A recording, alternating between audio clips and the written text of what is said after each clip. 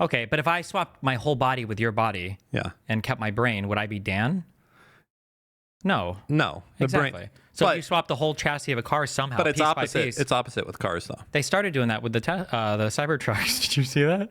What do they do with a Cybertruck? Apparently the frame, you know how they said it's indestructible? Well, apparently just peels off. So I think they recalled... that's a stainless steel. They recalled almost every Cybertruck yesterday. I don't know. I got to tell you, it's getting a little scary out there because now Trump's like, if you fuck with Tesla, if you don't like buy that stock, you're going to jail. Basically, like we're one step away from that, I think, at this point. Like if you don't buy Tesla stock, and I want to see that above 800 a share. If I don't see that above 800 a share, you're going to jail, specifically. And you know, I feel like it's a little. One of the things that I think Trump has avoided, the reason why he likes executive orders and supporting Israel and not Ukraine, is because he likes 100% wins, like things that there's not a real struggle on. I feel like it's going to be a scary world when he starts to get pushback where it's like, you can't do this, like you're wrong and you can't do that. And I feel like the markets are one of those places. Like if Trump starts screaming buy Tesla stock and we see that it's under half the value that it was 6 months ago or 4 months ago, whenever it peaked. That's crazy. Do you think he really gives a shit about Elon though? No, I don't think so either. But he gives a shit about Elon insofar as it shows his ability to be loved and make other people love. The biggest worry that I have is, you know, that like Elon is like kind of a fucking loser. You know that, right? Like he looks like a loser. He acts like a loser. He speaks like a loser. Yeah. He moves like a loser. People don't like him very much. Like the polling on him is not that favorable. I hope that there's not a world where, you know how sometimes you've got like almost not a poison pill, but you've got like a fall guy CEO where you've got, it's not private equity, but you're like, I need to vamp the fuck out of this company. You bring in an unpopular CEO. That was like Elon Powell. Elon Powell for Reddit, sure, yeah. And then you kick him out and you bring in a new nice guy. I hope that he's not able to say like, listen, I listen to the American people. You guys are right. I'm kicking out Elon. And he takes all the bad blame and everything with him. And then Trump is like, don't worry, guys, I'm going to save you. And all of the bad will goes away. That'd be... Ugh. I mean, that would be what I would do at this point. I mean, it's getting a little crazy. This whole like, what does it mean when they're shutting down the Department of Education? What does that mean specifically? So the Department of Education, all it does first of all, there's two education systems in the U.S. and anybody that doesn't distinguish should kill themselves. Private and public? No. There is private and public, but it's K through 12 and college. These are two wildly different things. Sure. All the Department of Education does for K through 12 is just disperse funds. They just like make money available to them. Like, they don't control curriculum, just for whatever they want to use it on. Is it a lot of money? I think it accounts for around 12 to 15% of every state's school budget, K through 12. So not like a ton, but it's like, you know, it's money. Okay, so it's like the world's not going to fall apart, but it's Well, like I mean, not 10 good. to 12% of your entire, like that's going to be cuts that all these schools have to make that are Not hurting in our school district. Well, maybe, because DeSantis is talking about get rid of property taxes, so I don't know how they're going to fund those schools. Wait, really? Yeah, they want to get rid of property taxes in Florida because to help for housing. That would be fucking awesome. True. Actually, I don't know if that would be awesome because the problem is that I have really low property taxes because I bought my house when it was cheap, and now it's worth a lot of money, and I'm getting the benefit of that. But if they got rid of property taxes, I feel like that wouldn't last very long, and then I'll be equal with everyone else. True. There'd be something else I'd get fucked on. Well, not good. Yeah. It is a little. I haven't. You know, I think I said this before Trump was elected. The thing that's most obnoxious when Trump is in power isn't even the shit he does. It's just every fucking day. It's like the world is ending shit. Like, can you just fucking leave me alone? Can you just like be a quiet, shut the fuck up president and do nothing? Like, that's what I want. I talked about this on stream actually today, I think, because we both complained about this, but we're actually completely wrong. I think that being in people's faces all the time is good for him because it makes him like, he's like in your mind. He's always occupying your thoughts. Like arguably Biden, not arguably, but history will look kindly on the Biden administration. Absolutely. That administration coming sandwiched between two Trump terms was insane for the amount of legislation passed, for the attempt to normalize relationships with other countries, just in terms of everything for politics. However, who the fuck knows anything about Biden? Like, Biden wasn't tweeting all the time. They weren't showing off all the time or posting on whitehouse.gov all their cool achievements constantly. And because of that, nobody knows anything. And they feel like, oh, Biden, he was a failure of a president. I guess he sucked ass. And Trump is in your face and in your mind all the fucking time. And I think that helps him. So with all the executive orders and everything, like when is anyone going to say like, oh, hey, you can't do that? Well, the problem right now is I think we've just recently discovered that the entire like genre of cuckold porn is apparently starring our federal judges who are content to just sit in a corner and be cucked constantly by Trump fucking the Constitution. Like he's violated so many TROs. And like today we just read another one. So like they rounded up a bunch of people who were brown, and then they said, I think that you're probably part of Tren de Aragua or whatever the fuck that gang is, and we're going to ship you off to Venezuela into a fucking labor prison camp. I'm not exaggerating any of this. This is what's happened. Like the soccer player that they deported, he had like a tattoo of like a circle and a star thing, and he had a picture like this on Instagram. This is what the government filed with the court to say that was our evidence that he was a gang member. No criminal charges, no more than that. Was he a U.S. citizen? Not a citizen, but some of these people are green card holders. Some of these people have visas, and then they're just shipped to Venezuela, or not Venezuela, they're shipped to not Venezuela. El Salvador. El Salvador, to go to literally labor camp prisons. Like they're labor camp prisons. Like the president of El Salvador is tweeting about how we're going to use all this free labor. I'm not exaggerating this. We're going to use this free labor so that we can finally shore up the budgets in our prison system thanks to the people the U.S. is sending. And it's just... And the judge today, because he was like, you have to turn those fucking planes around. You can't just do this. And the Trump admin was like, well, we are doing that. And then today, this morning, he releases an order because the government showed up an hour late to file their answer for why, they're allowed to do it. And their answer was a fucking joke. And the judge's like, well, you have until 10 o'clock tomorrow to give us a better answer. And it's like, when are you just going to start issuing warrants for contempt? Like, why has this not happened yet? It should have. Like, there's another TRO that's now like a month in violation that they tried to appeal to the Supreme Court, and Roberts and 4 other justices were like, no, we're not going to hear this. Like, you have to follow the government. But they keep getting extension after extension for TROs. Do you think the Supreme Court will let it? Like, my line has always been that wealthy people certainly have a disproportionate amount of influence in American culture and politics and everything. It's not, and that just goes without saying. If you're very wealthy and powerful, that you can have influence, and influence has its benefits. Like if you own a ton of newspapers like Sinclair or something, you have influence to make something happen. So I wonder if it ever gets to a point where people like can't live the life that they're used to living. Like it starts getting like their friends are getting deported, or they can't get something that they used to have all the time, that they're going to start getting a little bit upset. And Trump's not going to be able to like, oh, well, it's those fuckers over there in Venezuela that are stopping you, and no more movies. I think that's why he's focusing on these edge things. Like, at the end of the day, most Americans don't give a fuck about deported green card holders or visa holders. Sure. So they're not going to, as much as people think it's going to happen, they're not going to touch Medicare or Social Security.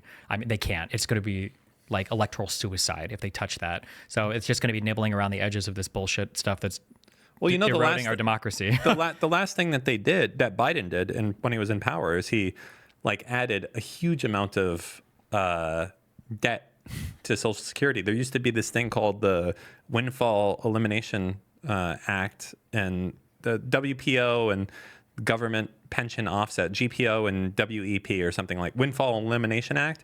Anyways, they repealed it. And it used to be like if you worked, let's say you worked 20 years at Jiffy Lube, okay? And then you work 30 years for the state doing whatever. You wouldn't get Social Security. You only get your state pension. Even though you worked for 20 years and you paid into Social Security, they wouldn't give you the money. That was like the last thing that Biden did. He repealed that act, and that added a fuck ton of money. I just wonder, yeah, it is true. If Trump starts doing shit that fucks with people's pockets, or even their day-to-day lives, like the general public, people are going to get upset. But I wonder, like, what happens tomorrow if he's just like, we're deporting all the Muslims? Like, would there be enough, like, yeah, fuck them in America? I mean, like, the reality is the boring nothing ever happens take is that the Republicans are arguably already on a path to lose in 2026, even if the Democrats do nothing, just because they've done enough turn-off stuff. Like, I'll repeat this until the day that I die. Trump is not a good politician. He doesn't have a good mind for politics. He just lucked into an attention economy where being an attention whore just happens to be the best way to get politically noticed. Sure. But if Trump had a mind for politics, bro, that guy could move mountains in the United States. If he was an actual leader that could get his Republican... like, he hasn't even tried to do anything legislatively. He doesn't give a fuck. It's just how much he can abuse the power of the office of the presidency. That's it. So... Another thing, also, somebody brought this up, and it is a good point. There might be a fear from the judges where once they issue that warrant, like it sucks because you probably don't know that a civil war is happening until you're like in one. But the issuing of a bench warrant, that might be like a trigger point where the U.S. Marshals go to, what is the DOJ? There must be a building for it. The Department of Justice, there must be a real building for it, I imagine. Yeah. Where they go to like arrest like Pam Bondi or the Bovig dude. And then it's like they call the FBI or they're like, we're not coming out, obviously. Like, and at that point, who knows? Because you don't want to, it's going to be weird. We might be in a situation where like the military has to like take a side on something. And it's like, Jesus, what the fuck happens? What side do you think the military would take? It's hard to know, right? Because all the people that are in charge of the military are now Trump people, right? Yeah, but I don't know. I don't have a good finger on the pulse of military people. I have a hard time imagining. My understanding is that people like, who was the name of the guy? They removed his portrait. Mad Dog Mattis? My understanding is the people. Oh, Millie? My understanding is I think military people in general like have favorable opinions of a lot of these guys that Trump has like based the fuck out of. And I don't know if the military follows somebody like Hegseth, where like, oh yeah, the Sunday Fox News guy, he's our leader. We're definitely gonna take orders from him and Trump. I don't know. Who knows? I wonder if there's ever just like a meeting, like the Coast Guard admiral and the Navy admiral and the Air Force admiral, like all these admirals get together and like, so like, if he tries to get rid of any of us, we're just all gonna like fucking tell him no, right? Like I feel like if I was, I mean, that's why I'm not in charge of the Marine Corps or something, like the head dude. But I feel like I would be like, guys, we all have a suicide pact. If he tries to remove any of us, we tell him to go fuck himself, right? I mean, that's what they did 3 days before January 6th in the White House when Trump was about to fire his whole like temporary DOJ guys. He was going to put in a dude to basically send out fake letters to the states telling them to flip their elections. And all of the associate attorney generals all signed a suicide pact. And Donahue told Trump, like, if you fire me and Rosen and put Jeffrey Clark in at the top, your Department of Justice is going to be a graveyard, was what he said. And that phrase like got Trump to think differently about it. And he ultimately decided not to. But yeah. And also arguably, I think, I haven't looked into this, I'm repeating, but this story is still told me so many times, I'm pretty sure it's true. I think some of them were ignoring some of Trump's orders. When Trump left the White House, I think he ordered or tried to order a full basic drawdown of everybody in Afghanistan. He was just like, just fucking get them all out of there. And I think they just ignored that. They were like, okay, well, we're on that. And that just didn't happen. But if it would have been like a catastrophe. But I think he tried to do that. Yeah. But yeah, I don't know. It's pretty weird. Pretty not good. Yeah, it is pretty not good. Pretty not good. But especially not good if you're brown. In America. Yeah, if you're an immigrant, yeah. Yeah. Or if you happen to be Palestinian. That's pretty crazy. Yeah, or like the fact that you can't protest now for Gaza, for Palestinians, without maybe getting deported, that's fucking wild. That's unhinged. Yeah, that's pretty fucking nuts. Like, I just want Hassan banned on Twitch. I don't want him sent back to Turkey. Well, I'm just kidding. I mean... No, that is true. That is true. He's crazy. True. No, he is crazy, but he has a right to say the things that he says. He does. Should be protected speech. Yeah. Yeah, I don't know. It's pretty... But I feel like it's way worse in 2 months than anybody thought it ever would have been in his whole presidency. I feel like we could wake up and see that like Hassan and Denims are being deported to El Salvador and be like, oh, that's pretty crazy. The worst thing is that it's not even that it's possible. The worst thing is that Republicans would defend it. Sure. That's the worst thing. Yeah. Yeah. I wouldn't support that for Hassan. Like, did you see Rob Noor tweeting out? Because Trump said that when Biden pardoned somebody, the J6 Select Committee, I think, Trump said that AutoPen. It didn't count because of AutoPen. And that's how it's going to happen if they do it. It's going to be some shit like Donald Trump would never deport, because I think Hassan is a citizen, right? They was like, Donald Trump's not going to support or deport citizens. But then Donald Trump's going to say some shit like, oh, well, what is a naturalized citizen? I think he's just he's a LPPR, or an LSPR. He's a lawful super permanent resident. He's not really a citizen. He wasn't born here. Yeah. And they're like, well, that's actually a good argument, you know? And he's actually not like a real citizen. He's just like a super permanent resident. And so he should be able to be deported. And like, it's going to be that. They always have some excuse for why what Trump is doing is totally fine and they haven't crossed a line anywhere. But I'm not okay with Hassan being deported. I'm okay with Dan Clancy being deported though. To where? El Salvador. Epstein Island? Oh. El Salvador work camp. I love you, Dan. Why? No, fuck that guy. I love you, Twitch. what do you want from them? There's nothing. That's a dying platform. Wait, is your wife a citizen? Do you say that or? Yeah. Oh. People have no respect. Well, maybe they did before, but it's crazy how many people are like, if you've got a green card, you're just a guest here. Like, that doesn't mean anything. It's like, bro, it's a lot of work. And it's called lawful permanent resident. It's not like just a fucking ESTA visa waiver. Like, work to get a green card. Like, Jesus, that's unhinged. Yeah. You get a social security number with a green card, right? I think you get a work ID number or something. I think Maybe you do get a social. I think with a green card, because I think Melina had a social security card. Yeah. Like, you get a full-on SSN. Like, it's just so unhinged. Jesus. Yeah, but I mean, a green card can be revoked, you know? If you severely fuck up. Yeah.